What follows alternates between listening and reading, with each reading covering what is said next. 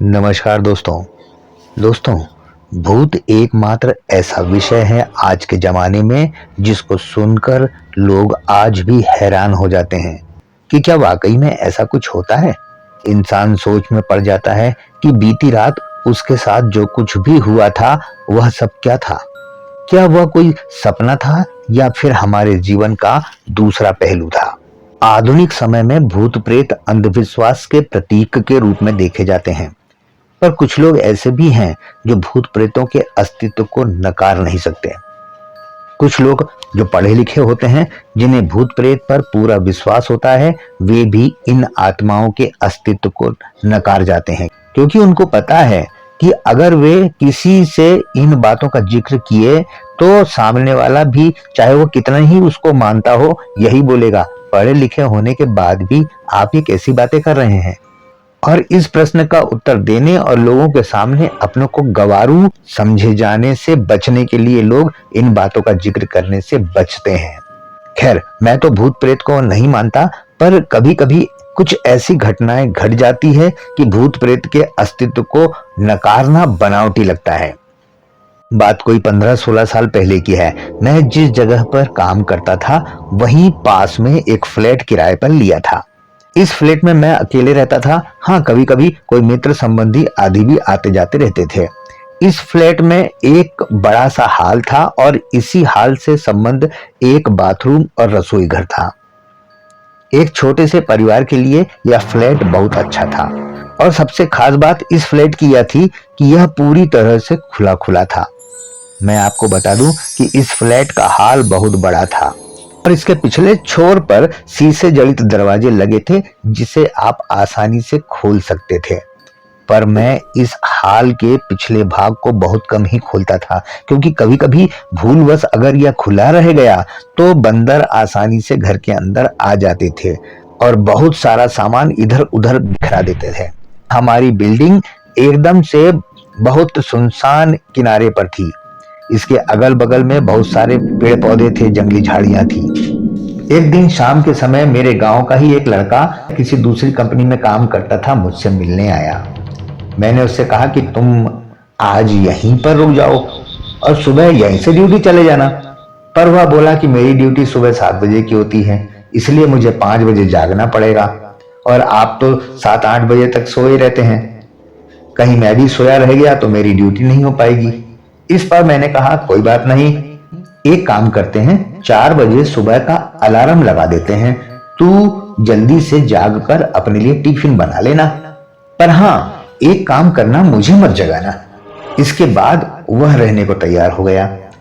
रात को खा पीकर लगभग 11:30 बजे के आसपास हम लोग सो गए। हम दोनों हाल ही में सोए थे।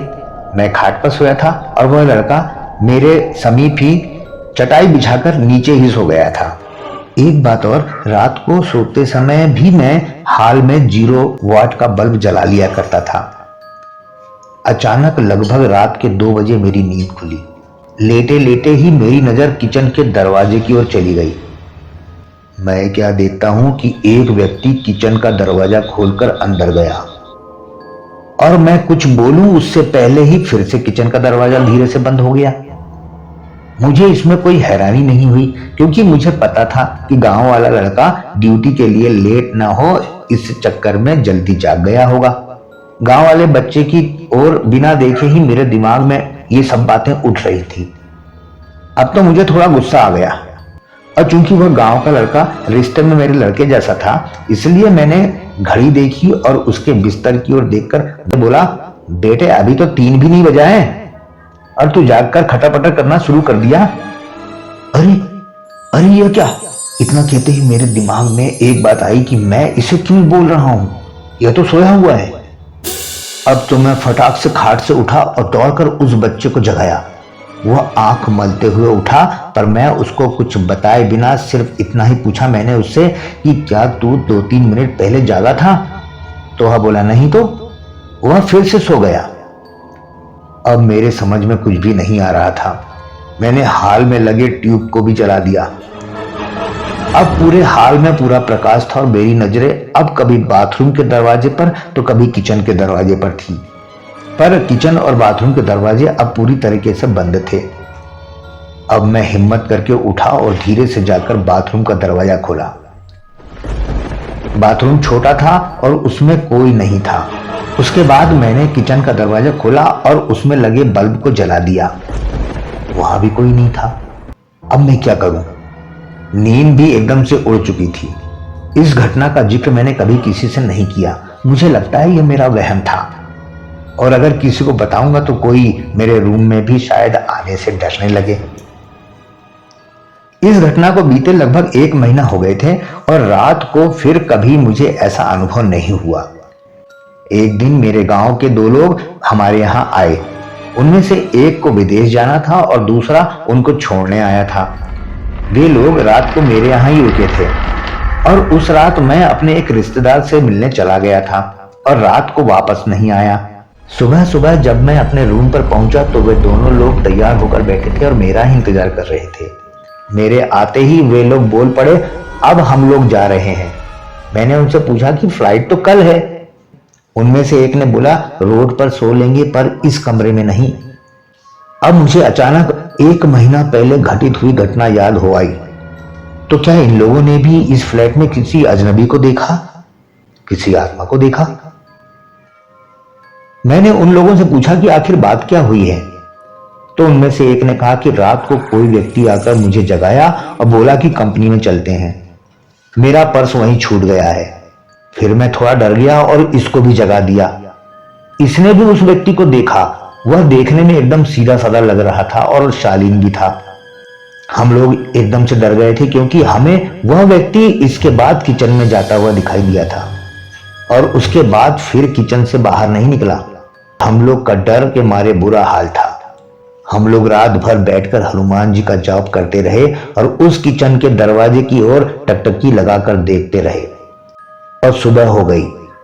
वह आदमी अभी तक किचन से बाहर नहीं निकला है। अब तो मैं भी थोड़ा डर गया था और उन दोनों को साथ लेकर तेजी से किचन का दरवाजा मैंने खोला, पर किचन में तो कोई नहीं था। हाँ, पर किचन में गौर से छानबीन करने के बाद हमने पाया कि कुछ तो गड़बड़ है। दरअसल फ्रिज खोलने के बाद हमने देखा कि फ्रिज में लगभग जो 1 किलो टमाटर रखे हुए थे वे गायब थे और टमाटर के कुछ बीज, रस आदि वहीं नीचे गिरे हुए थे। इसके साथ ही किचन में एक अजीब सी गंध फैली हुई थी। खैर, पता नहीं हम लोगों को वहम था या वास्तव में कोई आत्मा हमारे रूम में आई थी। मैंने इससे छुटकारा पाने के लिए उस फ्लैट को ही चेंज कर दिया और दूसरे बिल्डिंग में आकर रहने लगा। सवाल यही उठता है कि आखिर वह कौन था? दोस्तों, भूत, प्रेत, आत्मा और राक्षस ये कुछ ऐसे शब्द हैं जिनका नाम सुनते ही लोगों को डर लगने लगता है। आपको बता देना चाहते हैं कि यह सब केवल हमारे मन का भ्रम होता है और असल जिंदगी में ऐसा कुछ नहीं होता है। आपको यह भी बता दें कि इस प्रकार की कहानियां सिर्फ टीवी की दुनिया में हमारे टाइम पास के लिए बनाई जाती है और इसका हमारी असल जिंदगी से कोई लेना देना नहीं होता है। ये सब बेसिर पैर की बातें होती है, लेकिन फिर भी लोग आज के जमाने में गूगल पर भूत, प्रेत, आत्मा, राक्षस, कोट्स, शायरी और SMS सर्च करना बहुत पसंद करते हैं। दोस्तों, आपको बता दें कि इस प्रकार की कहानियों को देखकर हमें कभी कभार डर भी लगता है। ऐसा इसलिए होता है क्योंकि हमारा दिमाग हमें उस कहानी के बारे में सोचने पर मजबूर कर देता है और हम कुछ समय के लिए अपनी जिंदगी छोड़कर किसी और दुनिया की तरफ चले जाते हैं। तो आज की बातें आपको कैसी लगी दोस्तों, जरूर बताइएगा। अगर आपको हमारी बातें अच्छी लगती है दोस्तों, तो हमारे चैनल को सब्सक्राइब जरूर कीजिएगा। हम ऐसी ही रचनाओं को लेकर फिर हाजिर होते हैं। तब तक के लिए आज्ञा, नमस्कार, जय हिंद, जय भारत दोस्तों।